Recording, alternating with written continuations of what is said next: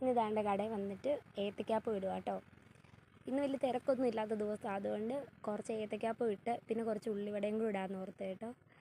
അപ്പോൾ ഏത്തക്കാപ്പം ഇട്ടുകൊണ്ടിരിക്കുക ഞാൻ. അപ്പോൾ നമ്മുടെ കട മുണ്ടക്കയത്ത് കുട്ടിക്കാന റൂട്ട് 35 എന്നൊക്കെ പറയും നമ്മുടെ കട.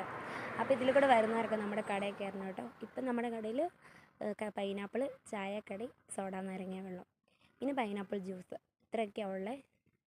എല്ലാവരും വരുമ്പം തീർച്ചയായിട്ടും നമ്മുടെ കടയിൽ കയറണം കേട്ടോ.